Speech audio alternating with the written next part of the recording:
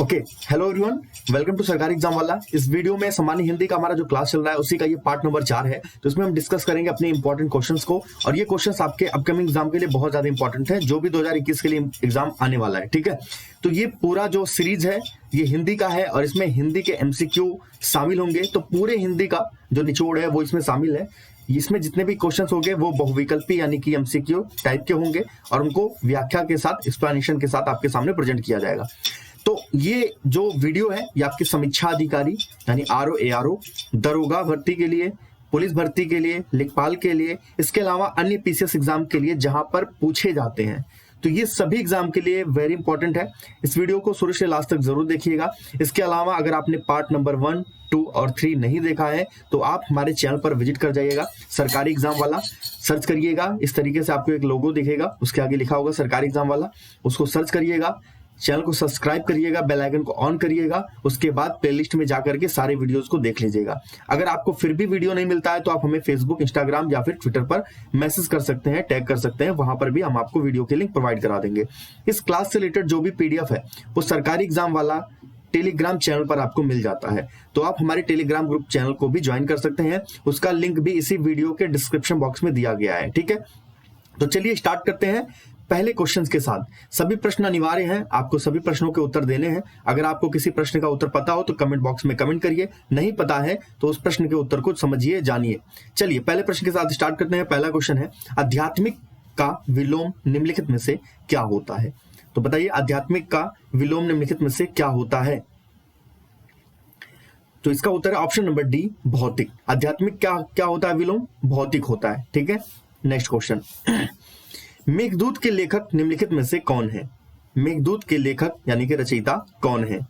4 option आपके सामने, कालिदास, सूरदास, तुलसीदास और कबीरदास। तो इसका जो करेक्ट उत्तर है वो है ऑप्शन नंबर ए, कालिदास। ठीक है, कालिदास जो है वो मेघदूत के लेखक हैं। पार्ट नंबर 3 और पार्ट नंबर 2 में भी मैंने कालिदास के कई सारी रचनाओं के बारे में बताया है, तो आप उस वीडियो को देख लीजिएगा। जितने भी टॉपिक हैं वो कवर हो जा रहे हैं। अगर आपके एग्जाम में क्वेश्चन बनेगा तो यहीं से बनेगा, इससे बाहर कुछ भी नहीं आएगा। ठीक है, चलिए तीसरा क्वेश्चन है, माता पिता में कौन सा समास है? सब कुछ मैंने पढ़ाया है, ऐसा कोई भी चैप्टर नहीं है हिंदी में जो मैंने आपको पढ़ाया नहीं, उससे रिलेटेड क्वेश्चंस नहीं कराए हैं प्रैक्टिस के लिए। फिर भी मैं प्रैक्टिस कराता रहूंगा जब तक एग्जाम नजदीक नहीं आ जाता। इसका उत्तर ऑप्शन नंबर ए, द्वंद्व। ठीक है, तो माता पिता में कौन सा समास है?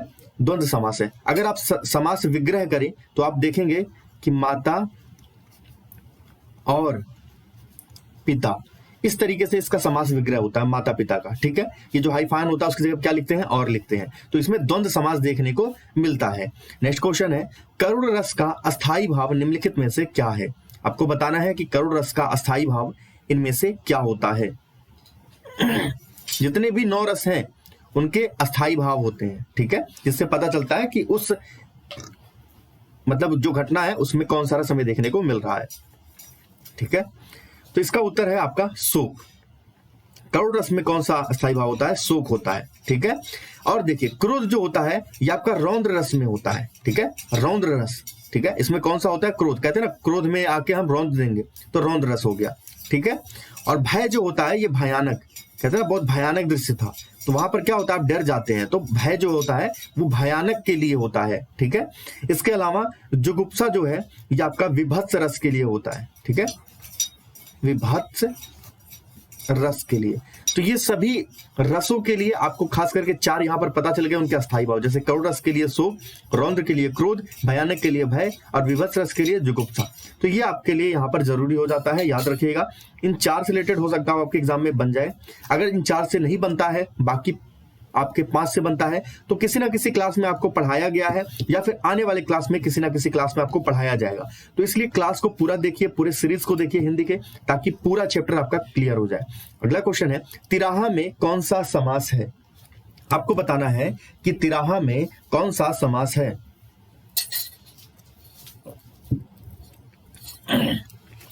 इसमें अगर आप ध्यान से देखें, इसमें द्विग समास है। कौन सा समास है? इसमें द्विग समास है। ठीक है, देखिए रीजन क्या है कि जब हम तिराहा लिखते हैं, ठीक है, तो राहा मतलब रास्ता समझ सकते हैं, और ती मतलब 3,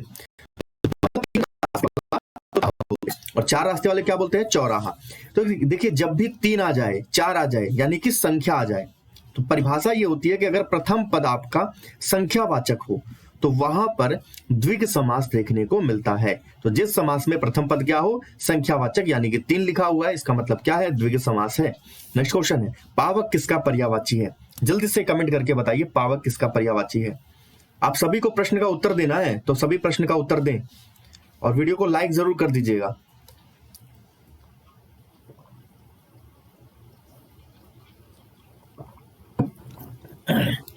चैनल पर एक दिन में कम से कम 3 क्लासेस जा रही हैं, तो आप उन क्लासेस को जरूर देखें, ठीक है। सभी क्लास आपके लिए बहुत जरूरी है। चलिए देखिए, पावक जो है ये अग्नि का पर्यायवाची है। किसका है? अग्नि का। इसके अलावा और भी होते हैं, जैसे दहन होता है, ठीक है, दहन होता है, अनल होता है, उसके अलावा आपका कृषाणु होता है, ठीक है, कृषाणु।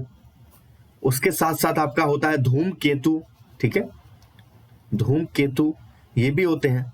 तो ये कुछ अन्य हो गए पर्यायवाची। तो पावक किसका पर्यायवाची है? अग्नि का। और अग्नि के अन्य पर्यायवाची जैसे दहन, अनल, कृषाणु और धूमकेतु। मैंने इसको पहले भी बताया है किसी वीडियो में, इसलिए आसान है याद करना। उत्कर्ष का विलोम क्या होगा? उत्कर्ष का विलोम क्या होगा? अगर आपको हिंदी नहीं आता तो आप हमारे पुराने वीडियोस को देख लीजिएगा, प्लेलिस्ट में जाइएगा सरकारी एग्जाम वाला के, वहां पर आपको सारे वीडियोस मिल जाएंगे।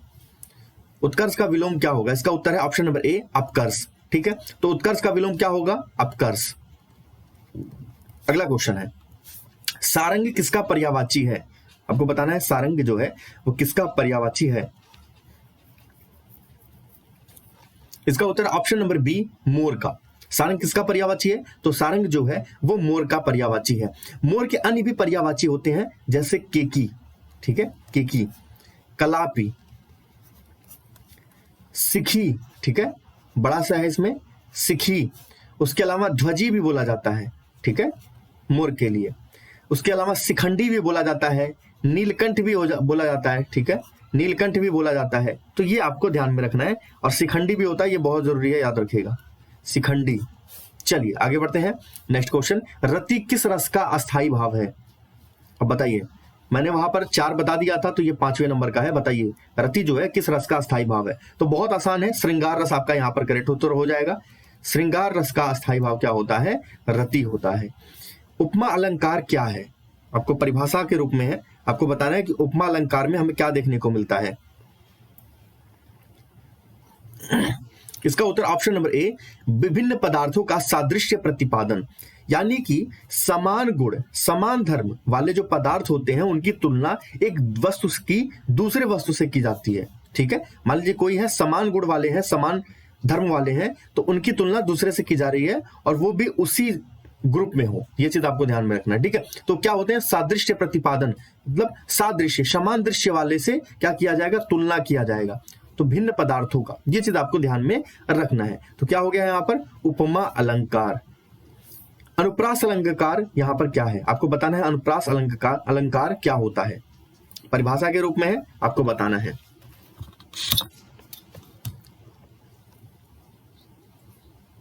इसका उत्तर है व्यंजन वर्ण की आवृत्ति होती है।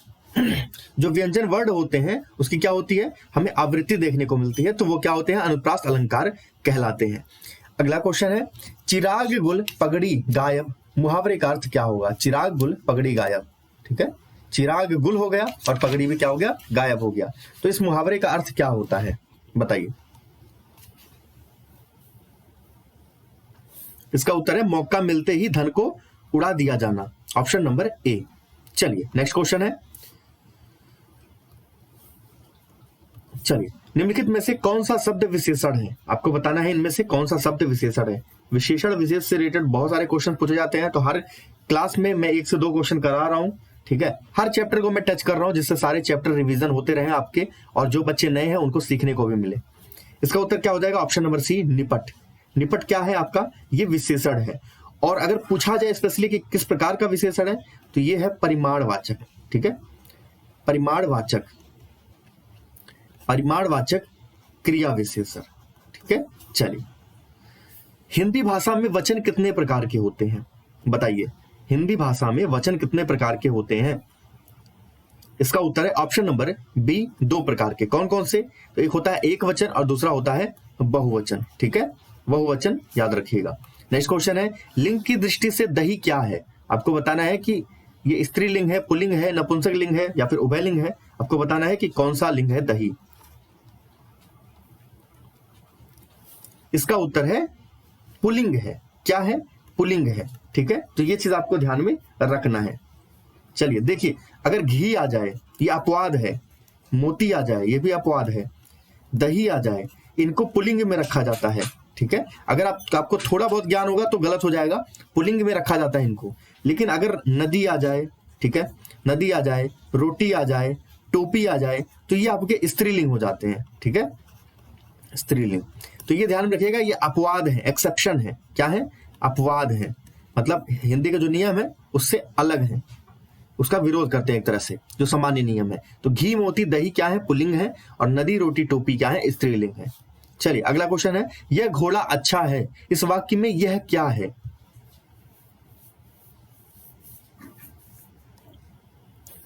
ये क्या है? यह सांकेतिक या संकेतवाचक विशेषण, जिसको बोलते हैं सर्वनाम विशेषण। यह घोड़ा अच्छा है मतलब घोड़े के लिए दर्शाया जा रहा है। तो जो सर्वनाम संकेत या संज्ञा, जो सर्वनाम संकेत द्वारा संज्ञा या सर्वनाम की विशेषता बताते हैं, उन्हें क्या बोलते हैं? सर्वनाम विशेषण या संकेतवाचक विशेषण। तो यह घोड़ा अच्छा है मतलब घोड़े के लिए दर्शाया जा रहा है कि ये घोड़ा जिसकी हम बात कर रहे हैं। उद्धत का विलोम क्या होगा? उद्धत ऐसे भी लिखते हैं, तो आपको बताना है उद्धत का विलोम क्या होगा। बताइए, उद्धत का विलोम क्या होगा? इसका उत्तर है विनत। ठीक है, विनत आपका यहां पर सही उत्तर हो जाएगा, विनती नहीं विनत होगा, ये ध्यान में रखिएगा।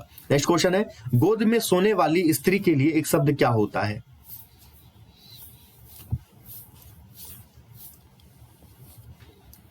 इसका उत्तर है अंकशायिनी। ठीक है, अंकशायिनी, ये ध्यान में रखना है आपको। चलिए नेक्स्ट क्वेश्चन है, किसी संस्था के 25 वर्ष पूरे होने वाले उत्सव के लिए शब्द क्या होता है?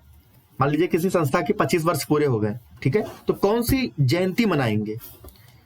इस तरह से 50 वर्ष पूरे होने पर कौन सी, 100 वर्ष पूरे होने पर कौन सी? तो आपको बताना है कि 25 वर्ष पूरे होने पर कौन सा मनाया जाता है। तो 25 वर्ष पूरे होने पर रजत जयंती मनाया जाता है। ठीक है, रजत जयंती मनाया जाता है। और आपको बताना है कि 100 वर्ष पूरे होने पर कौन सा जयंती मनाया जाता है। कमेंट बॉक्स में जल्दी से कमेंट करके बताइए। नेक्स्ट क्वेश्चन है, जुगुप्सा किस रस का अस्थायी भाव है? जुगुप्सा किस रस का अस्थायी भाव है?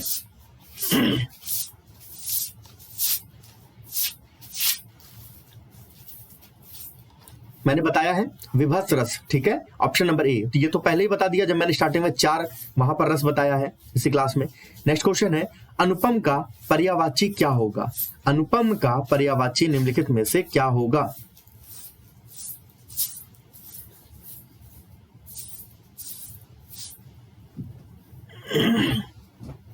इसका उत्तर है अपूर्व। अनुपम का पर्यायवाची क्या होगा? अपूर्व होगा। इसके अलावा अन्य भी पर्यायवाची होते हैं, जैसे मैं बता दे रहा हूं यहां पर, अतुल, ठीक है, अद्वितीय, अनन्य, अनूठा, ठीक है, इसके अलावा अनोखा, अद्भुत, ये सभी होते हैं। नेक्स्ट क्वेश्चन है, चलिए 23वां क्वेश्चन आपके स्क्रीन पर, गाय का पर्यायवाची निम्नलिखित में से क्या होता है? गाय का पर्यायवाची बताइए जल्दी से, निम्नलिखित में से क्या होता है? एक क्वेश्चन स्किप हुआ है, यहां पर बताइए गाय का पर्यायवाची क्या होता है? इसका उत्तर है धेनु। गाय का पर्यायवाची क्या होता है? धेनु होता है। अन्य भी पर्यायवाची हैं जैसे सुरभि, ठीक है, उसके अलावा गौरी, भद्रा, गो भी बोला जाता है, ठीक है, इसके अलावा दौग्धी भी बोला जाता है। नेक्स्ट क्वेश्चन, यह जूते अच्छे हैं, इस यह वाक्य कहां पर अशुद्ध है? यह जूते अच्छे हैं, इसमें कहां पर आपको अशुद्धि देखने को मिल रही है, गलती देखने को मिल रही है?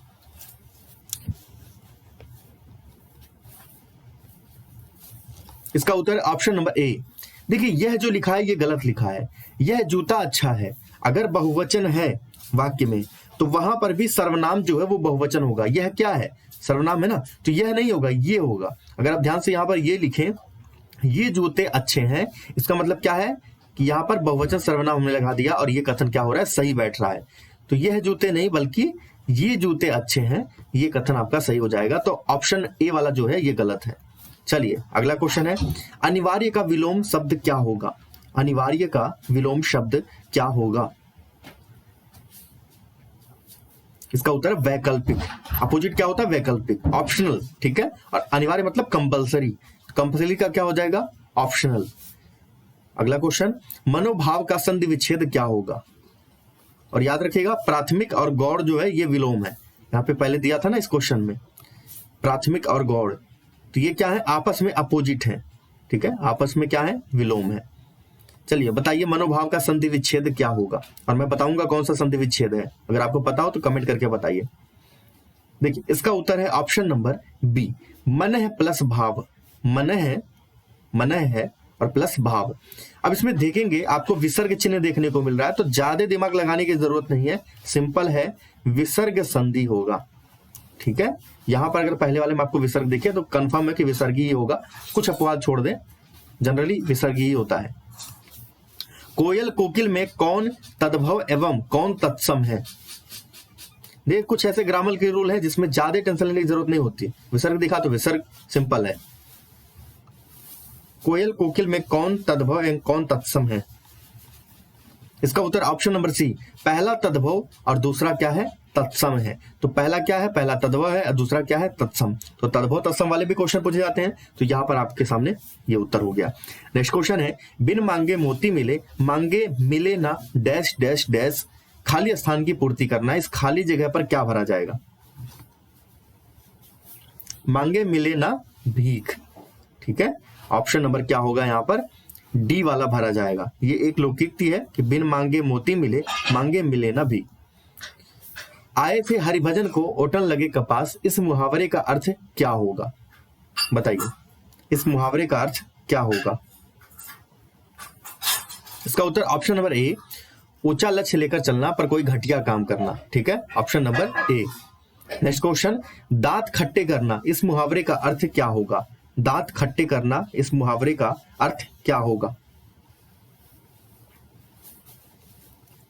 इसका मतलब है पराजित कर देना, यानी हरा देना, ठीक है। तो हरा देना यहां पर उत्तर आपका हो जाता है। चलिए अगला क्वेश्चन, प्रकाश का पर्यायवाची निम्नलिखित में से क्या होगा? प्रकाश का पर्यायवाची निम्नलिखित में से क्या होगा? इसका उत्तर है ऑप्शन नंबर ए, आलोक, ठीक है। प्रकाश का पर्यायवाची क्या है? आलोक है। इसके अलावा अन्य भी हैं, जैसे प्रभा है, दीप्ति है, ठीक है, ये कुछ है। इसके अलावा दिनकर और दिवाकर, ये दोनों जो है ये सूर्य के पर्यायवाची हैं, ठीक है। और तिमिर जो है ये प्रकाश का क्या है? विलोम, ये भी याद रखिएगा, प्रकाश का विलोम है। नेक्स्ट क्वेश्चन, उछाह का तत्सम आपको बताना है। उछाह का तत्सम क्या होगा? उछाह क्या है? तद्भव शब्द है, इसका तत्सम क्या होगा बताइए कमेंट करके। इसका उत्तर ऑप्शन नंबर ए, उत्साह। क्या हो जाएगा? उत्साह, ये आपका उत्तर हो जाएगा, ठीक है। चलिए नेक्स्ट क्वेश्चन है, प्रथम राष्ट्र कवि कौन थे? निम्नलिखित में से प्रथम राष्ट्र कवि कौन थे? इसका उत्तर है Maithili Sharan Gupt. Option number A, Maithili Sharan Gupt यहां पर सही हो जाएगा, ठीक है। और इनकी रचनाएं जो है वो देशभक्ति से युक्त थी, देशभक्ति से ओतप्रोत थी, तो ये आपको ध्यान में रखना है। और महात्मा गांधी ने जो है, ठीक है, महात्मा गांधी ने मैथिली शरण गुप्त को क्या कहा था? राष्ट्र कवि कहा था, या राष्ट्र कवि की संज्ञा दी थी, ठीक है। तो ये आपको ध्यान में रखना है। उसके बाद अगर हम बात करें तो स्वतंत्रता के बाद, चूंकि पूछ रहा है प्रथम, अगर लिख दिया होता कि स्वतंत्रता के बाद, लेकिन आपको सीधा सीधा बोल रहा है प्रथम राष्ट्र कवि, तो महात्मा गांधी ने सबसे पहले मैथिली शरण गुप्त को ही राष्ट्र कवि की संज्ञा दी थी। लेकिन अगर आपसे बोल दे कि स्वतंत्रता के बाद रामधारी सिंह जो दिनकर हैं, ठीक है, दिनकर साहब यानी कि रामधारी सिंह दिनकर, इनको राष्ट्र कवि की उपाधि दी गई थी, तो ये चीज आपको ध्यान में रखना है। इनको उपाधि दी गई थी और पहले जो थे मैथिली शरण गुप्त, इनको संज्ञा दी गई थी, तो किसके द्वारा? महात्मा गांधी के द्वारा। तो ये डिफरेंस आपको समझना है, क्वेश्चन किस प्रकार से पूछता है। अगर पूछेगा उपाधि दी गई थी स्वतंत्रता के बाद तो रामधारी सिंह दिनकर होंगे, लेकिन प्रथम पूछेगा तो भी मैथिली शरण गुप्त, और महात्मा गांधी के द्वारा किसको दी गया तब भी मैथिली शरण गुप्त होगा, या स्वतंत्रता से पहले पूछेगा तब भी वही होगा। नेक्स्ट क्वेश्चन है, अंध का तद्भव क्या होगा? अंध का तद्भव निम्नलिखित में से क्या होगा? इसका उत्तर ऑप्शन नंबर ए, अंधा। अंध का तद्भव क्या होगा? अंधा होगा। चलिए अगला क्वेश्चन, मुद्रिका का पर्यायवाची निम्नलिखित में से क्या होगा? मुद्रिका का पर्यायवाची निम्नलिखित में से क्या होगा? इसका उत्तर है अंगूठी। ठीक है, अंगूठी, रिंग जो है वो होता है मुद्रिका। ठीक है, चलिए सोने की मुद्रिका सुनते होंगे, बहुत जगहों पर यूज किया जाता है। अगला क्वेश्चन है, संगीत राज्य के रचयिता कौन थे? संगीत राज्य के रचयिता कौन थे? ये एक पुस्तक है, बहुत प्रसिद्ध रचना है, तो आपको बताना है। इसका उत्तर है Rana Kumbha. Rana Kumbha is the right answer, option number A. इसके अलावा इनके द्वारा और भी रचनाएं रची गई थी, जैसे मैं बता देता हूं, संगीत मीमांसा। ठीक है, क्या? संगीत मीमांसा। इसके अलावा सूड प्रबंध, शूड प्रबंध, ये कुछ महत्वपूर्ण रचनाएं हैं जिसके बारे में आपको याद रहना चाहिए। अगला क्वेश्चन है, लोचन किसका पर्यायवाची है? लोचन किसका पर्यायवाची है? ये मैंने पार्ट 1 पार्ट 2 में भी कराया है, तो आप जाकर देख लीजिएगा। सब कुछ वैसे ही है जिस तरीके से एग्जाम में क्वेश्चन आते हैं, तो पैटर्न को ध्यान में रखते हुए 2021 के लिए आने वाले जो भी एग्जाम है, इंपॉर्टेंट है ये वीडियो, पूरा शुरू से लास्ट तक पूरे सीरीज को देखिएगा। लोचन जो है ये आंख का पर्यायवाची होता है, किसका? नेत्र का। तो एक तरह से नेत्र पर्यायवाची भी हो जाता है, नयन भी हो जाता है। ठीक है, कहते हैं चक्षु, तो चक्षु भी होता है। इसके अलावा दृग भी होता है, अच्छी भी होता है, अंबक भी जान लीजिए, अंबक भी होता है। चलिए अगला क्वेश्चन आपके स्क्रीन पर कि प्रत्यक्ष शब्द में कौन सा उपसर्ग है? उपसर्ग और प्रत्यय वाले भी क्वेश्चन पूछे जाते हैं, तो जो प्रत्यक्ष लिखा है उसमें कौन सा उपसर्ग उपयोग किया गया है? 4 ऑप्शन आपके सामने है, जल्दी से कमेंट करके बताइए। ठीक है, कई लोगों के मन में आ रहा होगा प्र होगा, तो साथियों प्र तो नहीं होगा, यहां पर क्या होगा? प्रति होगा। ठीक है, प्रति के साथ जो है जोड़ने पर शब्द को क्या बन रहा है? प्रत्यक्ष। तो यहां पर जो उपसर्ग है कौन सा है? प्रति है, प्र नहीं होगा, ध्यान में रखिएगा। अब प्रत्य भी नहीं होगा, प्रत भी नहीं होगा, प्रति होगा। तो ये कैसे पता चलेगा? एक तो आप हमारी क्लासेस देखिए, दूसरा उसके साथ साथ पढ़ाई करिए। ठीक है, अपने बुक्स को देखिए। चलिए अगला क्वेश्चन, प्रमुख का विलोम क्या होगा? प्रमुख का विलोम शब्द कौन सा होगा? इसका उत्तर है गौड़। गौड़ होगा। ठीक है, तो प्रमुख का विलोम क्या होगा? गौड़ होगा। इसके अलावा अनिवार्य का जो विलोम होता है वो वैकल्पिक होता है, मैंने बताया था। कंपलसरी का क्या होता है? ऑप्शनल। तो ये चीज आपको ध्यान में रखना है। ठीक है, नेक्स्ट, सन्यासी का विलोम शब्द क्या होगा? सन्यासी का विलोम शब्द क्या होगा? सन्यास ले लिए तो उसके लिए विलोम शब्द क्या होगा? उसके लिए होगा गृहस्थ। ठीक है, गृहस्थ आपका यहां पर उत्तर हो जाएगा। ठीक, चलिए तो यहां पर आपके ये क्लास जो है वो समाप्त हो रहे हैं। अगर आपको वीडियो अच्छा लगा तो प्लीज वीडियो को लाइक करिएगा। अगर आपने अभी तक हमारे चैनल को सब्सक्राइब नहीं किया सरकारी एग्जाम वाला, तो चैनल को सब्सक्राइब कर लीजिएगा। आप हमें हमारे सोशल मीडिया प्रोफाइल पर फॉलो कर सकते हैं। ठीक है, लाइक कर सकते हैं, तो आप सर्च कर लीजिएगा फेसबुक पर सरकारी एग्जाम वाला, ट्विटर पर सरकारी एग्जाम वाला और इंस्टाग्राम पर सरकारी एग्जाम वाला। यहाँ पर करंट अफेयर्स रिलेटेड बहुत सारे कंटेंट डेली बेसिस पर अपलोड किए जाते हैं, तो प्लीज वहां पर जाइए, पढ़िए और लाइक करिए, क्योंकि आपके एग्जाम में इससे बहुत सारे कंटेंट आने वाले हैं। इसके अलावा पीडीएफ प्राप्त करने के लिए इस क्लास के हमारे टेलीग्राम ग्रुप से जुड़ना बिल्कुल भी मत भूलिएगा। अगर सुबह क्लास होती है तो शाम को पीडीएफ मिलता है, अगर शाम को क्लास होती है तो अगले दिन सुबह पीडीएफ मिलता है। तो पीडीएफ जो है लगभग 12 से 13 घंटे बाद ही मिलता है, इस चीज को आपको ध्यान में रखना है। तो सबसे पहले वीडियो को अच्छे से पढ़ लीजिए, उसके बाद पीडीएफ लीजिए और चैनल को सब्सक्राइब जरूर कर लीजिएगा। ठीक है, तो एंड करते हैं इस क्लास को, इस वीडियो को। मिलते हैं नेक्स्ट क्लास में, नेक्स्ट वीडियो में। तब तक के लिए जय हिंद, वंदे मातरम।